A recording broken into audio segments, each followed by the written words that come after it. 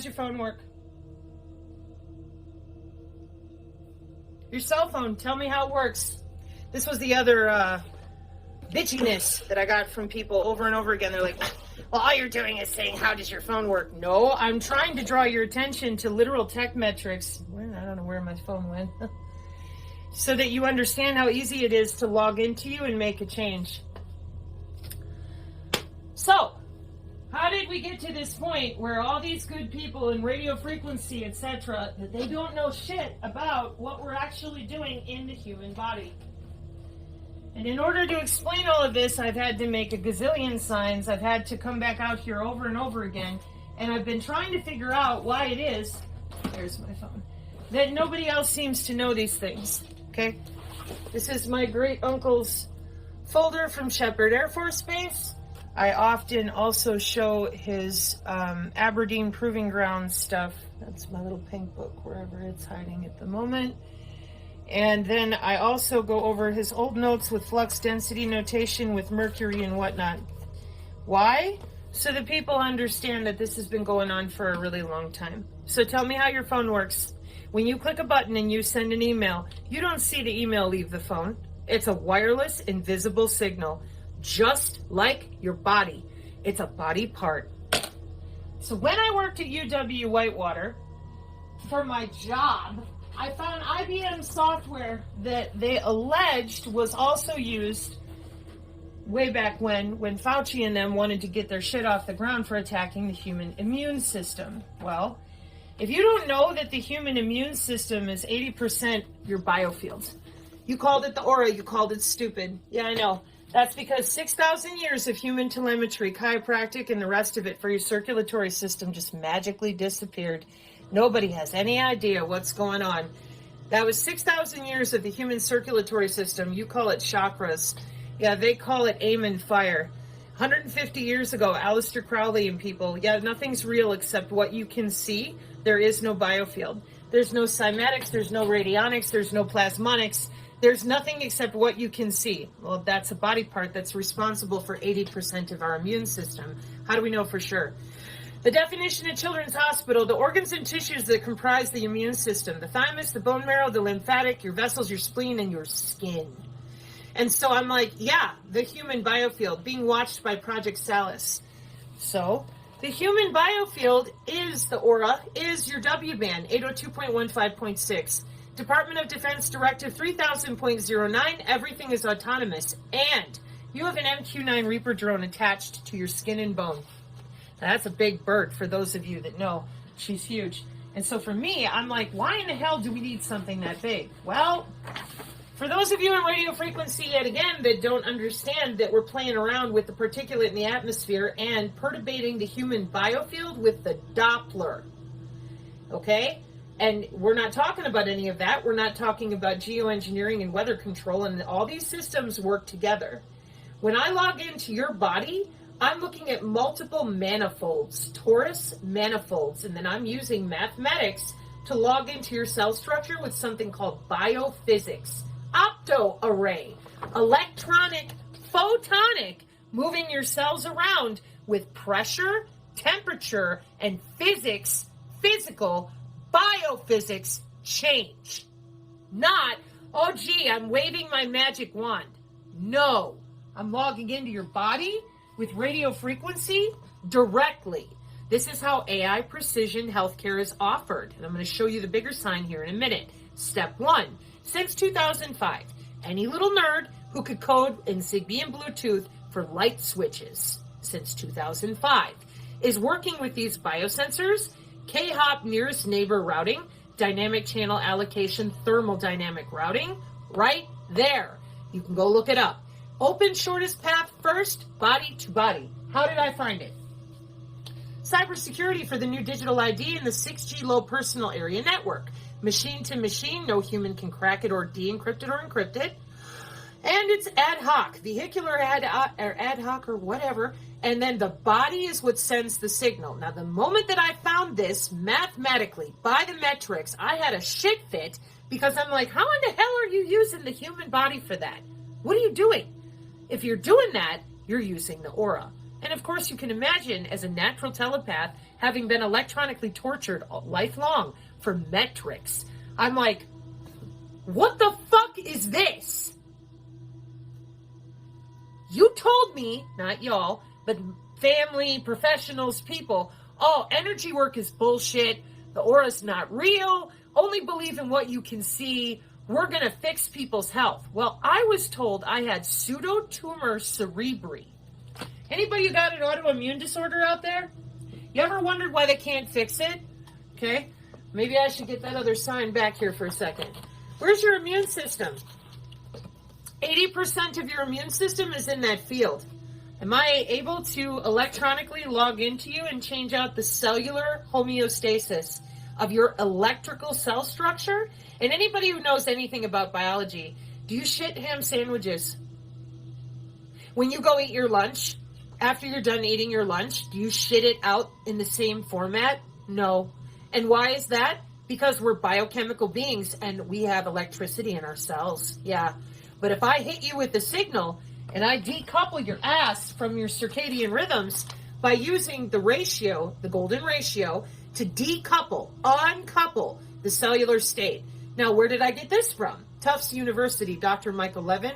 Life extension, synthetic biology, immortality research. It's called regenerative medicine, biomedical tissue engineering, wireless tissue engineering. For that, we have to disassociate your electrical fields, plural. This is called the biofield at the National Institute of Health. In the quantum market share, it's called the quantum field. In morphogenesis, you heard me, synthetic biology, morphogenesis, it's called the morphogenetic field. And why? Because it's still all the same damn thing. Your cells at every level exchanging data in your lymphatic system, your tissues. And now they're hacking into that, changing it so that they can get transhumanism, synthetic biology, life extension. Where the fuck is everyone else?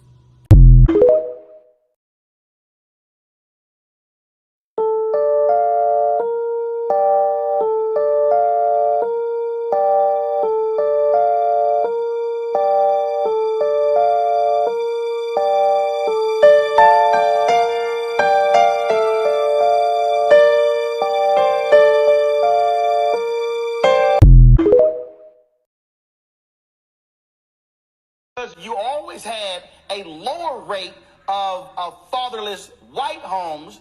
The data shows that white families, it tripled the number of fatherless homes in white America.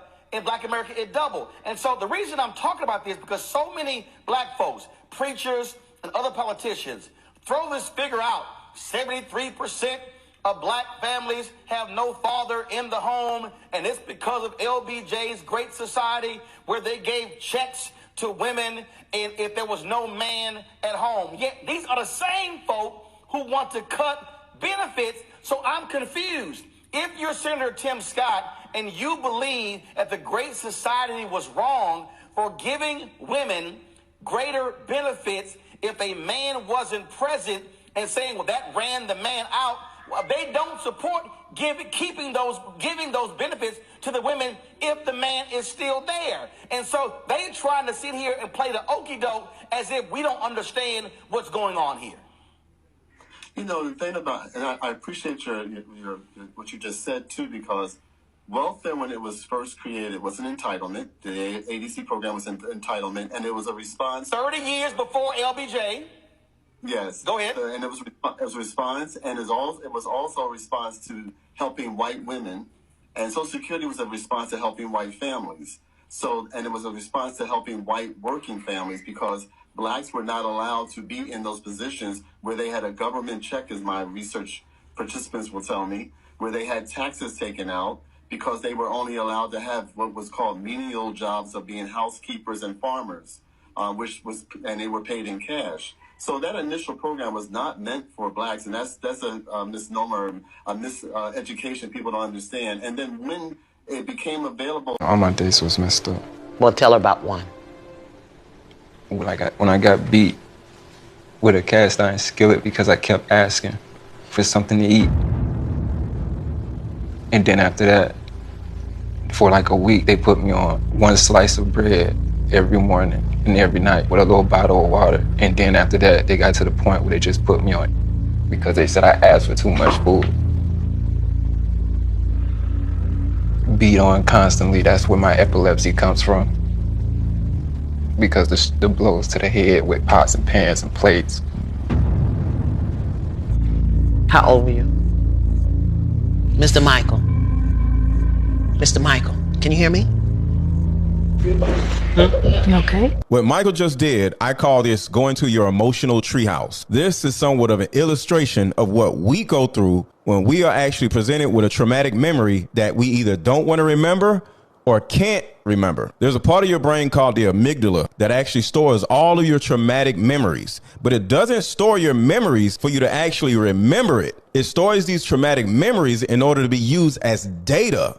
But when you try to remember the memory, you can't. His brain, to a certain degree, shut down in order to protect him from totally reliving the memory all over again. Your amygdala stored the memory for data to make sure that it doesn't happen again. So when you're out in the world in your present life and somebody says something that reminds you of what happened back then, you automatically either shut down, run away, fight, get defensive, or actually deny that it ever even happened. And all of this is called disassociation. And because your amygdala cannot allow you to remember the entire experience, it fragments the memory, so you only remember a piece of it, because a piece of the traumatic memory won't totally overwhelm you. The main three trauma responses is fight, flight, or fawn. Imagine somebody hitting you in the head with a blunt object over and over again. The easiest way to get them to stop, depending on who you are, and remember he was a child, so he couldn't fight or run, he fawned, which is act like you're, I'll say the word destroyed instead of the other D word.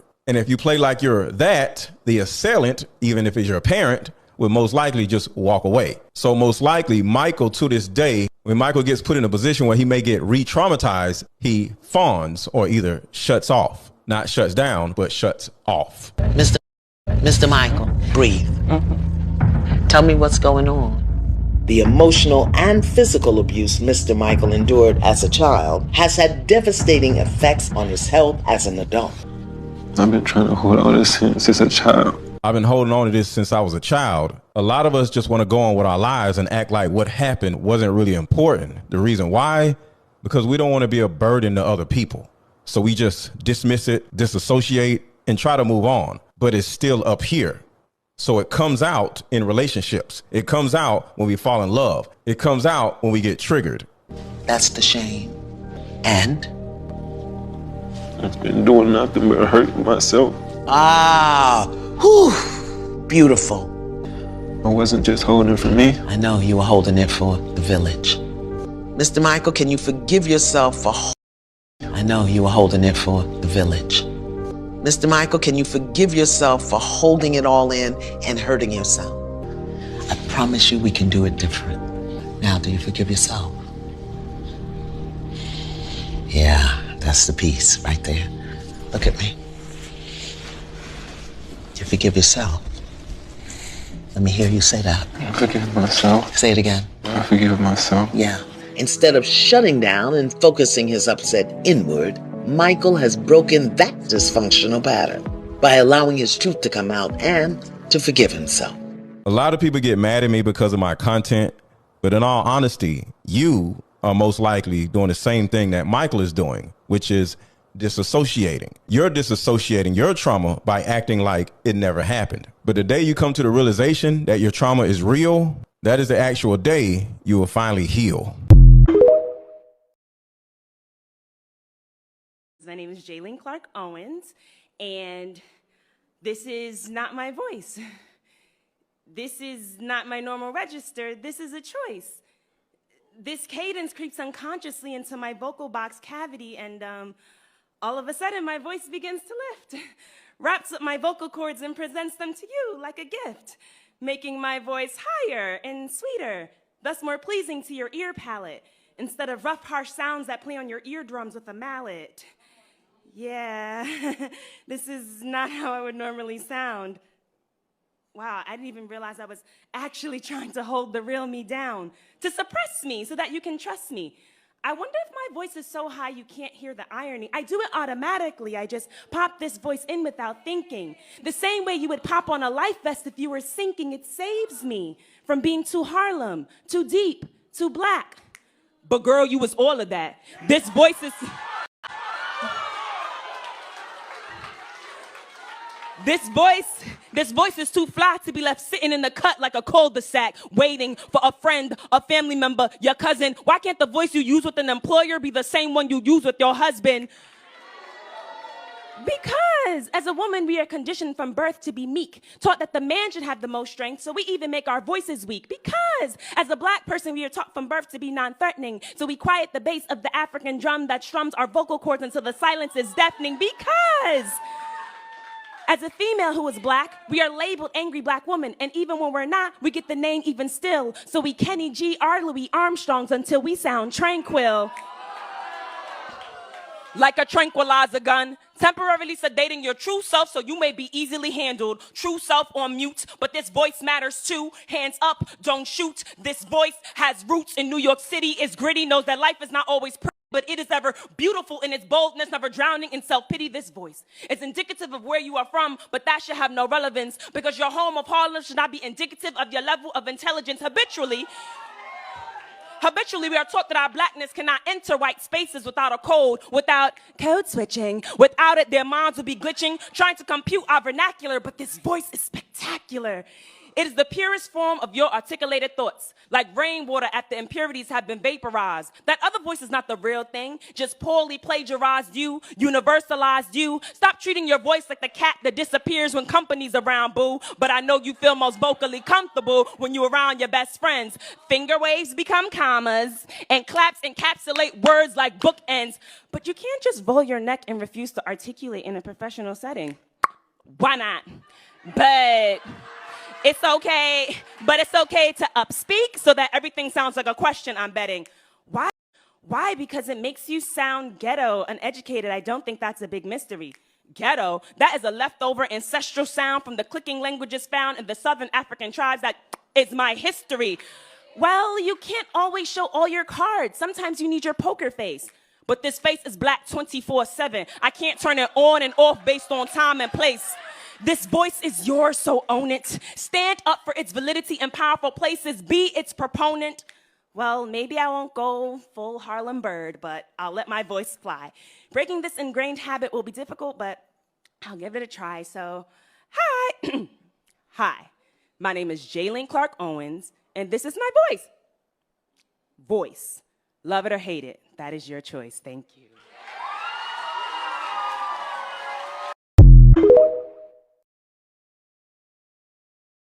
Ever think about how, like, our bones are made out of calcium and crystals are made out of calcium? Calcium is a mineral.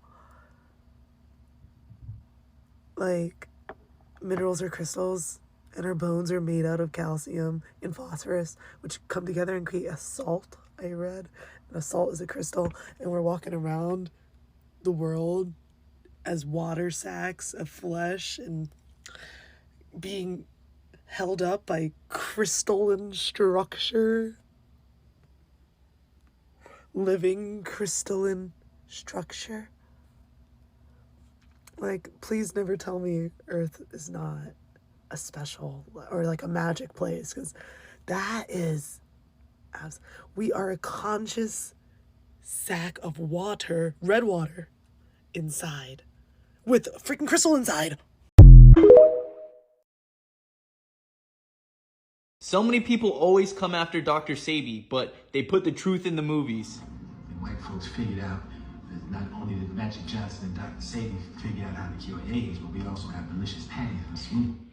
Yes, he cured AIDS, and he was silenced.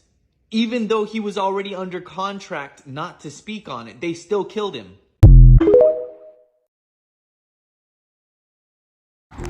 You gotta understand why that person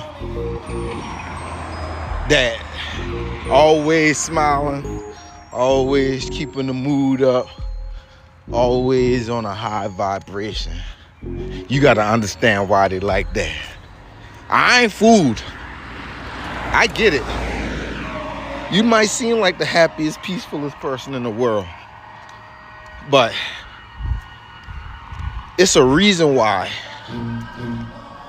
that person or you, constantly smiling, constantly giving it all to have a good attitude. There's a reason. If you don't stay in the lightest space you can possibly be in, or them, their only alternative is the darkest space anybody's ever been in. So keep going, because God and you know if you crash out, it won't be pretty. Does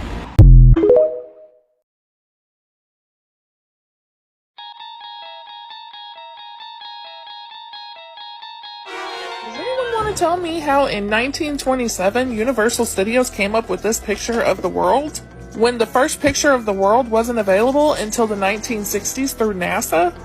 Almost 40 years later, how did Universal Studios know that this is what the world looked like? Especially from space, when we hadn't been to space yet. Does anyone know? Anyone want to guess? Does it? Laying down in the hospital, right? You're laying in a bed. Because previous to that, it's like blonde hair. But I can't, my flash is not on. Let me calm down right here. It does, y'all. It does. It frustrates me that my people falling into the same trap year after year. It's not all of y'all, though. Don't get me wrong. I see the people that's willing to do something that's actually doing it. But when you're trying to create a scheme and, oh, come on, y'all, let's build up a school, let's build up a museum. Like, stop that. What is that going to do? What is that proving? Nothing. You still calling yourself black right now, and you're gonna fight tooth to nail for that. I forewarned you and showed you government records that term means that you're dead in this government. It's a status, a social construct. That's not even being politically correct. We don't have to follow by their rules. What the hell is your problem? They made our ancestors think that they could have got something out of this government. How did they do that, Dane? They went to the children and fed them this idea. And what I mean by children, I mean those college students in the late 1950s and early 1960s, and force-fed them that BS, bad sociology, and told them that no, if y'all end up becoming voters, you may become first-class citizens. Those college I showed you this, God damn it. Those college students' parents told them not to do that. They was gonna lose everything, including their houses, their jobs, their businesses, their land, God damn it.